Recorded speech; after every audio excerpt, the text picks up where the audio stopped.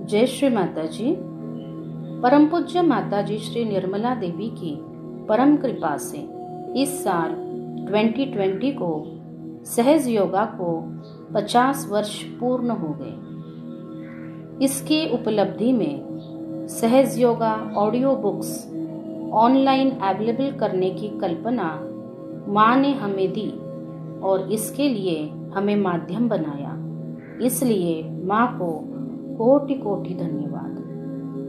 सृजन शाश्वत लीला ये हमारा पहला सहज yoga audio book online available होगा, तो आइए इसे चित्त सहस्रार पे रख के पूर्ण हृदय से सुनते हैं। जय श्री माता जी। प्रस्तावना। प्रायः हमें आश्चर्य होता है कि किस प्रकार आदि शक्ति ने संसार का सृजन किया, किस प्रकार इसकी योजना बनाई और किस प्रकार इसकी व्यवस्था की। अपने प्रेम की अबोध शक्ति के वेग के कारण वे विवेश थी। प्रेम की सरिता उनके हृदय से फूट पड़ी और पूरे सृजन के कार्य की योजना तथा व्यवस्था का कार्य शुरू हो गया। उन्होंने पृथ्वी तथा इसके निवास स्थान का सृजन करने से बहुत पूर्व ही अपने पुत्र श्री गणेश की छवि मानव का सृजन करने का विचार बना लिया था। अपने अवतरण से पूर्व ही उन्होंने सहज योग की धारणा भी बना ली थी।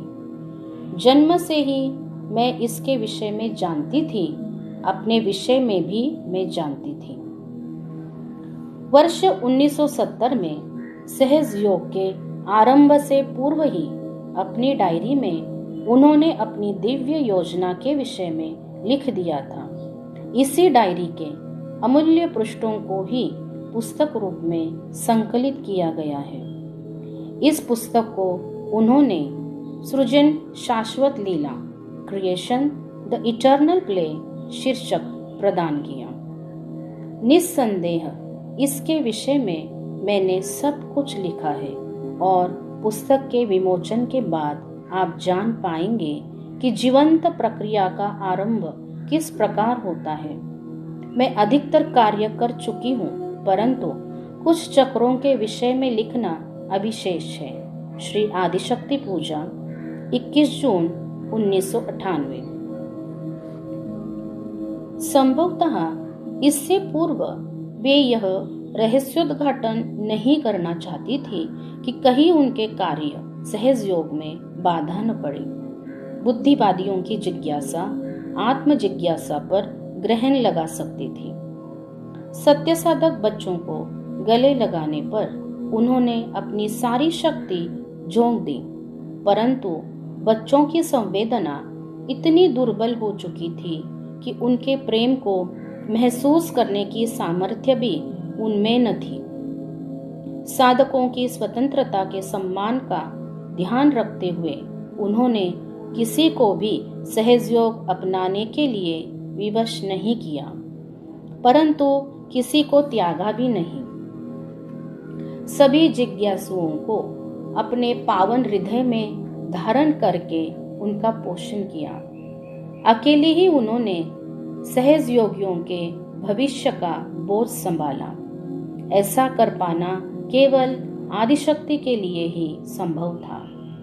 एकमेव आदिशक्ति ही मानव की सभी कोनिकताओं, उनके सभी पक्षों, विशिष्ट धारणाओं तथा अहमवाद को अपने अंक में भर सकती थी। उन्होंने मानव के केवल शारीरिक, मानसिक तथा भावनात्मक पहलुओं को ही नहीं देखा, मानव के पूरे अस्तित्व पर ध्यान दिया। इस प्रकार उन्हें महसूस हुआ कि मानव की करुणा ही उसकी संवेदना को शक्ति प्रदान कर सकती है। अतः करुणा प्रदान करने के लिए संवेदनशील सहज योगियों को कलियुग के कुरुक्षेत्र में उतरना पड़ा। उन्होंने जब लोगों को पूर्णतः डूबते और नष्ट होते हुए देखा तो उनके उद्धार के लिए उनमें करुणा जाग उठी। श्री माता जी विकास की इसी अवस्था की ही तो प्रतीक्षा कर रही थी। अचेतन चेतन मस्तिष्क में प्रवेश कर गया और आदि शक्ति की सृष्टि को अर्थ प्रदान किया।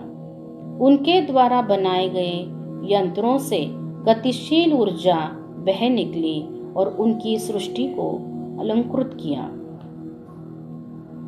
उनकी इस पुस्तक में लिखा हर शब्द हमारे हृदय में संजोकर रखे जाने योग्य विवेक का मोती है। लौकिक संसार में इस अमूल्य मोती को संभालने की योग्यता नहीं है। ईर्ष्यालु बुद्धिवाद और इसकी निष्फल धारणाओं तथा विश्लेषणों से इसकी रक्षा की जानी आवश्यक है। यह रहस्योद्घाटन है, अतः वाद विवाद का विषय न होकर यह ध्यान धारणा गहन चिंता का विषय है। इस पुस्तक का हर शब्द बीज मंत्र है। श्री माता जी को हृदय में स्थापित करके जब हम ध्यान करेंगे तो इस बीज का पोषण होगा, यह अंकुरित होगा और उनके संदेश का रहस्योद्घाटन करेगा। यह उनका वचन है। 21 मार्च 1923 को निर्मला डेजी साल्वे का जन्म भारत के छिंदवाड़ा में एक प्रख्यात ईसाई परिवार में हुआ था और श्री माता जी निर्मला देवी आज भी सहज योग के संस्थापक के रूप में जानी जाती है। इन्होंने पवित्र ग्रंथों में किए गए वादे मानव जाति के लिए आत्मबोध का आगमन को संभव कर दिया है। सत्य के चाहने वालों के लिए भीतरी परिवर्तन के इस अनुभव का प्रसार करने के लिए श्री माता जी ने दुनिया भर में हजारों सम्मेलन किए थे। ये सब इन्होंने पूर्ण समर्पण और लगातार ध्यान देते हुए किया था। इनसे मुलाकात सदैव परिवर्तित अनुभव तथा पूर्ण खुशी, प्रेम एवं मासूमियत भरी हुआ करती थी। माँ ने लिखा है, मुझे आशा है कि मैं सहज योग पर कोई पुस्तक लिखूंगी। पूरा ज्ञान आप पर प्रकट हो जाएगा। आपको कष्ट नहीं उठाना पड़ेगा।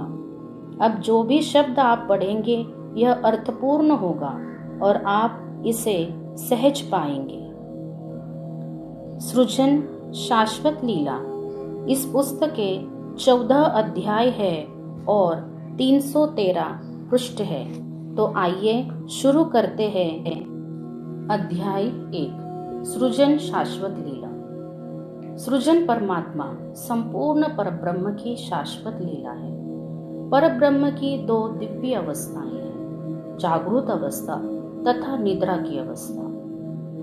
परब्रह्म जब जागृत अवस्था में होते हैं तो सृजन लीला में उनकी अभिव्यक्ति घटित होती है। जब वे सुप्त अवस्था में होते हैं तो उनकी सारी गतिविधियां शून्य अवस्था में विलय हो जाती है और सृजन कार्य रुक जाता है। यह स्थिर अवस्था है, पूर्ण परिवर्तन की अवस्था। इस अवस्था में पूरा सृजन पदार्थ और अपदार्थ, मूर्त व अमूर्त सभी कुछ परब्रह्म की ऊर्जा में विलय हो जाता है। यह जीवन अस्तित्व की एक अवस्था है, परंतु यह उस पदार्थ जैसी है जिसमें स्वयं को प्रतिबिंबित करने के लिए प्रकाश विद्यमान नहीं है। परब्रह्म जब अपने आनंद, अपने मनोरंजन के लिए सृजन का अद्वितीय नाटक बंद कर देते हैं तो सभी मानवीय, अमानवीय, अति मानवीय और निष्ठुर तत्व उनमें लीन हो जाते हैं। इस प्रकार परब्रह्म की अमूर्त अवस्था से सृष्टि रूप में उनकी पूर्ण अभिव्यक्ति का चक्र चलता रहता है। सृजन का आरंभ कब हुआ, इस विषय में युगों से विवाद चला आ रहा है। इस समस्या का समाधान केवल तभी हो सकता है जब व्यक्ति यह समझ ले कि शाश्वतता ही परब्रह्म का स्वभाव है। व्यक्ति जब जागृत अवस्था में होता है तो वह गतिशील होता है। उसके व्यक्तित्व और प्रतिभा की अभिव्यक्ति उसके कार्यों में होती है, परंतु निद्रा अवस्था में वह पूर्णतः निष्क्रिय होता है और उसके व्यक्तित्व की अभिव्यक्ति उसके अस्तित्व में ही लुप्त हो जाती है। सृजन प्रक्रिया की तुलना बीज के अंकुरित होकर वृक्ष बनने और पूर्ण परिपक्वता प्राप्त करके पुनः बीज बन जाने से की जा सकती है। अपना कार्य आरंभ करने से पूर्व परब्रह्म आदि बीज ब्रह्म बीज रूप में विद्यमान होते हैं। सृष्टि का सृजन इस बीज की अभिव्यक्ति है जो उस परिशुद्ध स्फाटक क्रिस्टल की तरह है जिसके सभी पहलू संपूर्ण हैं। सृजन की प्रथम अवस्था। ब्रह्म बीज आदि बीज दो भागों में बंट जाता है, पहला बीज और दूसरा उसकी अंकुरण शक्ति। सृजन लीला में बीज यानी ब्रह्म बीज दर्शक है तथा उसकी अंकुरण शक्ति भव्य दृष्टि का सृजन करती है। किसी स्फाटक को यदि हम उसके केंद्रक न्यूक्लियस और पहलुओं फैसेट्स में विभाजित कर दे तो यही धारणा बन जाएगी, परंतु दुर्भाग्यवश भौतिक विश्व में ऐसा नहीं किया जा सकता। इस प्रकार परमेश्वर तथा उसकी शक्ति महाशक्ति दो व्यक्तित्वों की रचना होती है। ये परम पुरुष यानी सुप्रीम बीइंग और सृजन की मातृशक्ति प्रकृति या आदि शक्ति के रूप में विद्यमान रहते हैं। वे हमारे दिव्य माता पिता आदि पिता एवं आदि माँ प्राइमोर्डियल मदर है। ब्रह्म बीज के रूप में परब्रह्म लाखों वर्षों कल्पों तक सुप्त अवस्था में बने रहते हैं।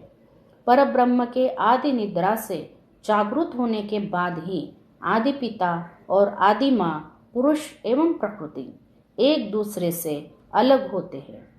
आकृति 1 में एस आदि बीज का प्रतीक है। परब्रह्म के जागृत होने पर उनकी शक्ति गतिशील हो उठती है और ब्रह्म बीज में दिव्य प्रेम की लहर जागृत करती है। गतिशीलता की यह धड़कन आदि ब्रह्मनाद प्राइमोर्डियल वाइब्रेटिंग साउंड की उत्पत्ति करती है। यह इस प्रकार है मानो दिव्य ऊर्जा में विलय होकर स्फाटक केंद्र के चहुं ओर वृत्ताकार लहरियां प्रवाहित कर रहा हो। यह लहरियां केंद्र के चहुं ओर जमा होकर आदि विलय प्राइमोर्डियल सर्कल का सृजन करती हैं। अतः आदि ब्रह्म शक्ति ब्रह्म बीज से रिसकर सृजित वृत्त में चली जाती है। इस प्रकार प्रथम अवस्था में अंकुरित होने वाला बीज दो भागों में विभाजित हो जाता है। प्रथम केंद्रक न्यूक्लियस सर्वशक्तिशाली और सर्वव्यापक पुरुष दर्शक या साक्षी के रूप में विद्यमान रहता है और दूसरा भाग आदि वलय के रूप में परमात्मा की शक्ति का प्रतिनिधित्व करते हुए भव्य दृश्य के रूप में अभिव्यक्त होता है। सर्वोच्च अस्तित्व पुरुष। आकृति 1 में दर्शाया गया मध्य बिंदु या केंद्रक सर्वशक्तिमान परमात्मा को पुरुष रूप में दर्शाता है। मनुष्य इसे परमेश्वर, अल्लाह, जिहोवा या साक्षी के रूप में जानते हैं। महाशक्ति द्वारा सृजित लीला का आनंद उठाने के लिए सर्वशक्तिमान परमात्मा अपनी शक्ति प्रकृति से बिल्कुल अलग हो जाते हैं। वे इस लीला के पोषक हैं क्योंकि वे ही एकमात्र दर्शक हैं। वास्तव में पूरे दृश्य का सृजन उन्हीं की अभिव्यक्ति के लिए और उन्हें प्रसन्न करने के लिए ही किया गया है।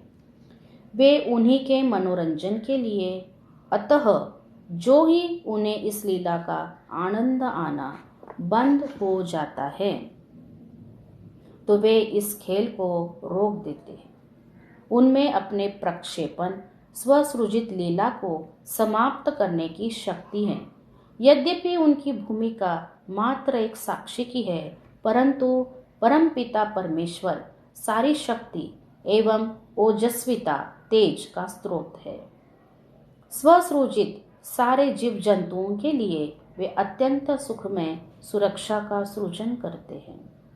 सभी कुछ उन्हीं के कारण बना है और वे ही अस्तित्व मात्र है। लीला के पोषक धारक होने के कारण वे स्वयं पोषण यानी धर्म बन जाते हैं।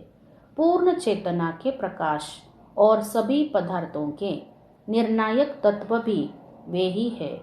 उनके विवेक को चुनौती नहीं दी जा सकती। वे ही विवेक के स्रोत है और मानव उन्हीं की दिव्य चेतना की अभिव्यक्ति मात्र है। धर्म विवेक उन्हीं से प्रवाहित होता है। अपने व्यक्तित्व से प्रवाहित होने वाली हितैषिता की वर्षा पूरे ब्रह्मांड पर करके वे इस पूरी सृष्टि को आनंदमय बना देते हैं। वे ही हर चीज के सृष्टा है। हर चीज का सृजन उन्हीं के लिए और उनके आनंद के लिए किया गया है। वे संपूर्ण भोक्ता है, महान से महानतम है, गरिमा की पराकाष्ठा है। सर्वशक्तिमान और सर्वव्याप्त होने के कारण वे ही हर चीज का गौरव है और अपनी सर्वव्यापी शक्ति के कारण वे परिमित में अपरिमित है और असीम में सीमित। सूक्ष्म में वे सूक्ष्मतम हैं और मानव रूप में कभी अवतारित नहीं होते। केवल उनकी शक्ति मानव रूप में जन्म लेती है। आदि शक्ति या उनके बच्चों के अवतरणों के माध्यम से उनकी अभिव्यक्ति होती है। आदिशक्ति के बच्चों के पुरुष अवतरण उन्हें सदाशिव प्रतिबिंबित करते हैं। सर्वोपरि वे उनकी अभिव्यक्ति के मूल स्रोत बने रहते हैं। स्वसृजित अपनी शक्ति के माध्यम से वे स्वयं को प्रतिबिंबित करते हैं। सृष्टि मात्र एक प्रतिबिंबक या दर्पण की तरह है। मानव का सृजन उन्होंने श्रेष्ठतम प्रतिबिंबक के रूप में किया है। पहले उन्होंने मानव का सृजन किया और फिर अपनी शक्ति प्रकृति के माध्यम से अत्यंत करुणा एवं प्रेम पूर्वक उसको विकसित किया। भिन्न प्रतिबिंबकों का उपयोग करके किस प्रकार उन्होंने सृष्टि का विकास किया, यह बात इस उपमा के माध्यम से भली भांति समझी जा सकती है। परमात्मा निष्क्रिय प्रकाश के धारक अंधेरे कमरे में अंधेरे में बैठे रहते हैं। इन परिस्थितियों में वे स्वयं को प्रतिबिंबित नहीं कर पाते, अतः वे ज्योति जला देते हैं। ये प्रकाश उनकी अपनी शक्ति है, प्रकृति जो उनसे अलग है। परंतु प्रतिबिंबकों या दर्पणों के अभाव में अब भी प्रकाश प्रतिबिंबित नहीं हो सकता। अतः यह शक्ति शीशे की खिड़कियों की तरह दर्पणों का सृजन करती है और इन्हें एक के बाद एक उनके समक्ष स्थापित करती है और इस प्रकार दर्पणों और परमात्मा के बीच की दूरी को तब तक घटाती चली जाती है जब तक दर्पणों से निकलने वाले प्रतिबिंब परमात्मा के आकार के अनुरूप नहीं हो जाते। परमात्मा मूल तत्व है, ऑब्जेक्ट, और मानव प्रतिबिंबक। परमात्मा को यदि इस दृश्य या लीला का आनंद नहीं आता या इस नाटक का जारी रहना उन्हें स्वीकार नहीं होता तो किसी भी समय वे अपने प्रकाश को बंद कर देते हैं और इस प्रकार अचानक पूरी सृजन लीला का अंत कर देते हैं। ऐसा जब होता है तो एक बार पुनः वे अंधेरे में डूब जाते हैं और पूरी सृष्टि समाप्त हो जाती है। परंतु वास्तव में वे तब भी परब्रह्म रूप में विद्यमान होते हैं, सर्वोच्च निराकार शक्ति के रूप में। अतः ये बात समझ ली जानी चाहिए कि क्यों कुछ प्राचीन दार्शनिकों ने यह कहा कि सृष्टि की उत्पत्ति शून्य से हुई है, क्योंकि सृष्टि के मुकाबले परब्रह्म को वस्तुतः अस्तित्वहीन माना जा सकता है। निरभ्र आकाश में यदि आप सूर्य की किरणों को देखें तो ये विकिरणित हो जाती है और अदृश्य किरणों की उपस्थिति को देख पाना असंभव है। अचानक यदि कोई जेट यान आपके दृष्टि क्षेत्र से गुजरे तो जेट के पीछे से निकलती हुई धुएं की रेखा से प्रतिबिंबित होती प्रकाश किरणों को आप देख सकते हैं। इससे प्रकट होता है कि सूर्य की किरणों के अस्तित्व को केवल तभी देखा जा सकता है जब उन्हें प्रतिबिंबित करने के लिए आकाश में धुएं की रेखा हो। इसी प्रकार स्वयं को प्रकट या प्रतिबिंबित करने के लिए परमात्मा भी सृष्टि का उपयोग करते हैं सृष्टि के बिना जो उनका प्रतिबिंब है, परमात्मा का ना तो कोई अर्थ रह जाता है और ना व्यक्तित्व। परमेश्वरी शक्ति द्वारा बनाया गया मानव मस्तिष्क ही एकमात्र ऐसा यंत्र है जो परमात्मा को प्रतिबिंबित कर सकता है।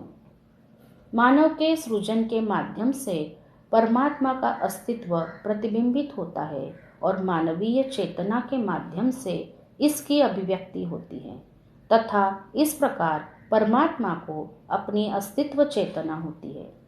यह न भूले कि सृजन की अभिव्यक्ति परमात्मा नहीं करते, उनकी शक्ति आदिशक्ति करती है।